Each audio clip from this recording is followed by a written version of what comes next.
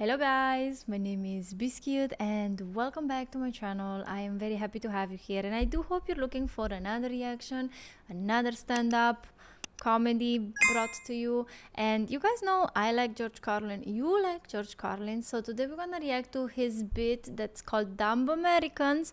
My content does a little bit of everything. We do stand-up, we do curiosities, iconic internet moments, we're doing a lot of sports because I'm a big sporty fan, and yeah, it's basically kind of like sendings, differences, culture shocks between people from America and people from Europe.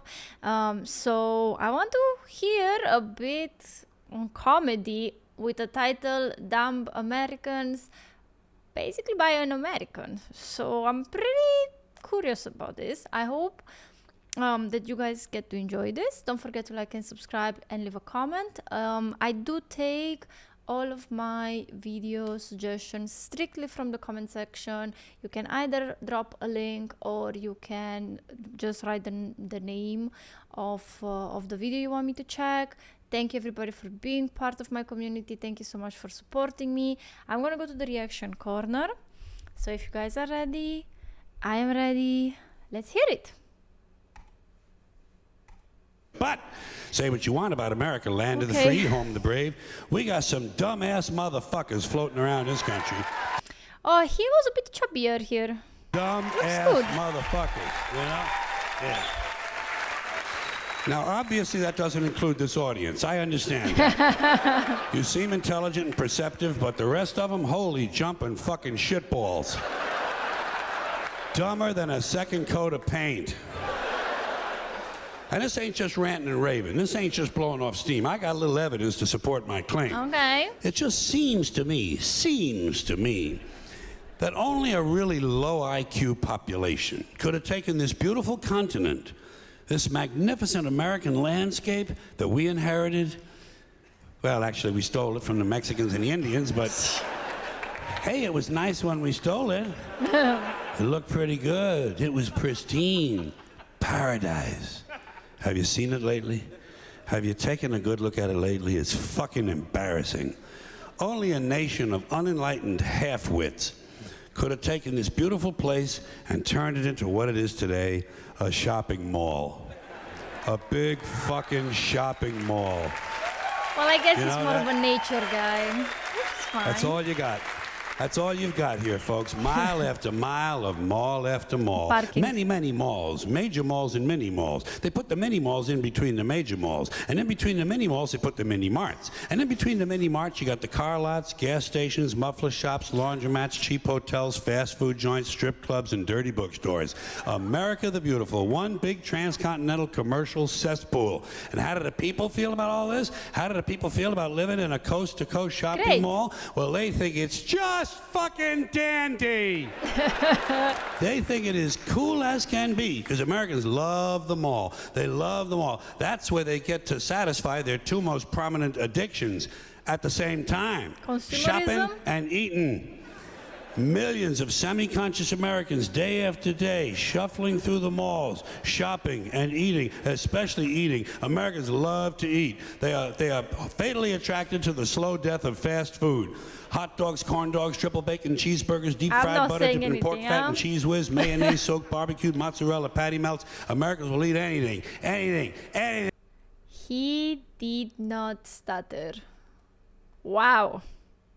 Okay, I mean, I know you guys told me that he died 2007 or something. This one is from 2005. So I have to, if I have to give something to George Carlin, is his delivery of his stand-up. The way he talks, the speed, how the cadence, the vibration. I can't really explain it, but it's so freaking clean. He doesn't really use filler words. He doesn't have like this moments. He doesn't have break moments. It's very, very satisfying to hear him talk. I think if we would give George Carlin's to read from the golden pages or the back bottle of a shampoo bottle or whatever, it would have still been amazing. Just the way he speaks, it's really mesmerizing in a way, right? Food. Hot dogs, corn dogs, triple bacon, cheeseburgers, deep fried butter dipped in pork fat and cheese whiz, mayonnaise soaked, barbecued, mozzarella, patty melts. Americans will eat anything. He's the Eminem of stand-up. If you were selling sauteed raccoons' assholes on a stick, Americans would buy them and eat them, especially if you dipped them in butter and put a little salsa on them. And This ranch. country is big time, pig time. Forget the bald eagle. You know what the national emblem of this country ought to be? Please don't say a pig. big bowl of macaroni and cheese. Okay. A big bowl, because everything in this country is king size. King size, extra large, and super jumbo, especially the fucking people. Have you seen some of the people in this country? Have you taken a good look at some of these big fat motherfuckers walking around? Big fat motherfuckers. Oh my God, huge piles of redundant protoplasm lumbering through the malls like a fleet of interstate buses. The people in this country are immense, massive bellies, monstrous thighs, and big fat fucking asses. And if you stand there for a minute and you look at one of them, you begin to wonder, how does this woman take a shit? How does she shit? She's And even more frightening, how does she wipe her ass? Can she even locate her asshole? She must require assistance. Are paramedics trained in this field? And standing right next to her, of course, with a plate full of nachos and a mouthful of pie is her clueless fucking husband, Joe Sixpack. With his monstrous swollen beer belly hanging dangerously out over his belt buckle, this guy ain't seen his dick since the Nixon administration. And if you stand there and you look at the two of them, you begin to wonder to yourself, do these people fuck? Is this man actually capable of fucking this woman? It doesn't seem structurally possible I don't think so. that these two people could achieve penetration. But now I can't stop thinking about it. So thank you very much, George. Now I have some images that I do not want to keep feeding in my head. I have a very active imagination, so if someone gives me like an idea, my brain already like goes like pew, pew, and I see it. So the more he talks about it, the more detail I get to work with. Structurally possible that these two people could achieve penetration. Maybe they're in that Cirque du Soleil or something. Telling you, the people in this country, every one of them is 50 pounds overweight. They are gargantuan. And in the summertime, God help us, in the summertime, they all want to wear short pants. Jesus, Lord, protector of all that is good It's and hard holy, for the- deliver me from fat people in short pants. They all got short pants, big bellies, fat thighs, and dumb kids. Short pants, big bellies, fat thighs, and dumb kids. Every one of them's got two dumb-ass kids with them. And the whole family is wearing T-shirts, and every one of them's got the same T-shirt. I'm with stupid. Apparently in this country, the stupids are an extended family. And besides wearing them T-shirts, everyone in the family's got on a backpack. They got a backpack strapped to their back so they can carry around lots of stupid shit. And the reason they got to carry their stupid shit strapped to their backs is because their hands must remain free at all times to hold food. And to get that food up to the mouth where it gets shoveled in with all the rest of the disgusting shit they ate that day. Wow, And he's really triggered by this subject. another reason for the backpacks is these people are going to buy even more stupid shit. They ain't got enough stupid shit at home. They just had a stupid shit sale. They're going to buy more.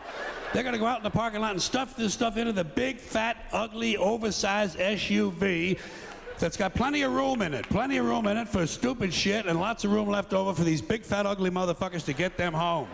Stopping, of course, for jelly roll and fried dough.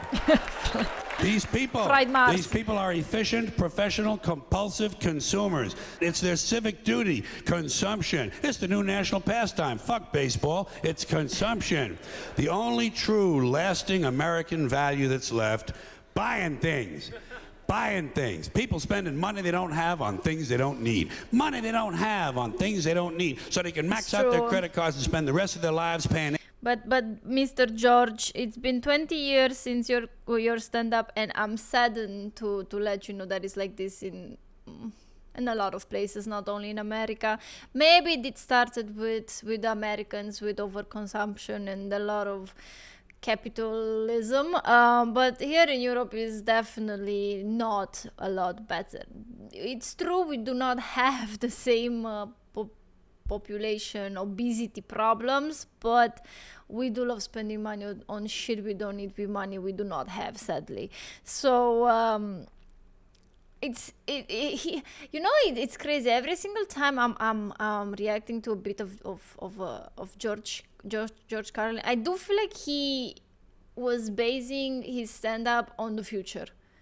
Every single time I'm listening to him go on, it's like this man lived 20 years in the future, and then he just did a bit that could be even more relevant in the future that it was when he did it.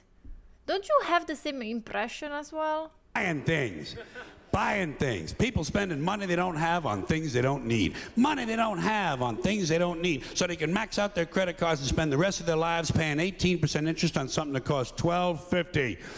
And they didn't like it when they got it home anyway. Not too bright, folks. Not too fucking bright. But if you talk to one of them about this, if you isolate one of them, you sit them down rationally, you talk to them about the low IQs and the dumb behavior and the bad decisions, right away they start talking about education. That's the big answer to everything. Education. They say we need more money for education. We need more books, more teachers, more classrooms, more schools. We need more testing for the kids. You say to them, well, you know, we've tried all of that, and the kids still can't pass the test. They say, oh, don't you worry about that. We're going to lower the passing grades. And that's what they do in a lot of these schools now. They lower the passing grades so more kids can pass. More kids pass, the school looks good, everybody's happy, the IQ of the country slips another 2 or 3 points. I'm pretty... This is what triggers me. I said it before. Giving every single child trophies. Passing every little kid because no one gets left behind. It's stupid. No, you failed, you redo the year, you're gonna be staying home and you're gonna have your parents tell you because you didn't study, all of your friends are in a different grade and now you have to live with the consequences. But in this case, I'm sorry, I'm gonna give a little bit of a fault on parents as well. I'm not a parent myself, so, take this with a grain of salt. But I do feel as a parent, if you have the means, and you are home with your child, and you're not standing behind him or her a little bit, behind the child a little bit to study and to get that education in their brain, not just like one of the year and out of the other, you have a fault. There are, of course, certain cases where both parents are working, economy is horrible. I totally understand it. I'm not coming for your asses. It's a special case where, it's really difficult out there. But I'm sure something can and must be done. Like, you can't just lower the expectation because 3 kids in grade don't want to study, or you can't just pass them because no one gets left behind. Like, that is the stupidest idea I have ever heard. No one gets left behind. So what? You're encouraging the kids that really study to not give an interest anymore, because guess what you teach them? That it doesn't matter how much you study. It doesn't matter how much you're putting in an effort. It doesn't matter that, I don't know, maybe your parents pay extra for tutoring or whatever. It doesn't really matter because it's not, you're not getting... not the achievement, but the recognition for your efforts. So you can just be watching TV, not read the book, don't do your homework, and you'll still pass. Stupid, man. Stupid. Grades. And that's what they do in a lot of these schools now. They lower the passing grades so more kids can pass. More kids pass, the school looks good, everybody's happy, the IQ of the country slips another 2 or 3 points, and pretty soon all you'll need to get into college is a fucking pencil. Got a pencil? Get the fuck in there. It's physics. Then everyone wonders why 17 other countries graduate more scientists than we do. Education. Politicians know that word. They use it on you. Politicians have traditionally hidden behind three things: the flag, the Bible, and children. No child left behind. No child left behind. Oh, really? Well, it wasn't long ago you were talking about giving kids a head start. Head start, left behind. Someone's losing fucking ground here. Tell them. I agree. There's a reason. I'm sorry. There's a reason for this. There's a reason education sucks, and it's the same reason that it will never, ever, ever be fixed. It's never going to get any better. Don't look for it. Be happy with what you got. Because the owners of... The reason is they want you stupid because stupid people are easily manipulated. So,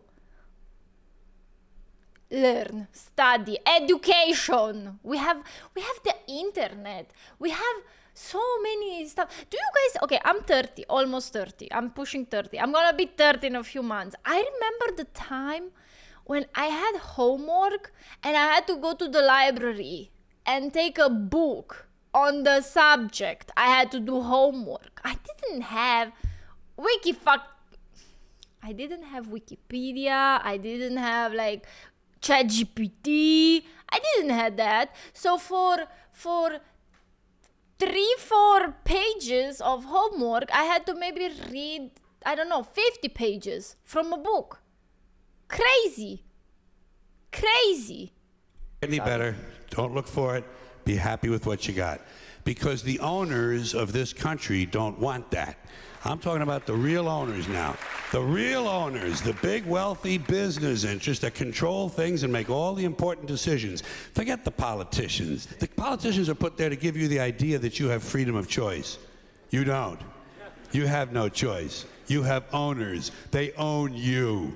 They own everything. They own all the important land. They own and control the corporations. They've long since bought and paid for the Senate, the Congress, the state houses, the city halls. They got the judges in their back pockets. And they own all the big media companies, so they control just about all of the news and information you get to hear. They got you by the balls.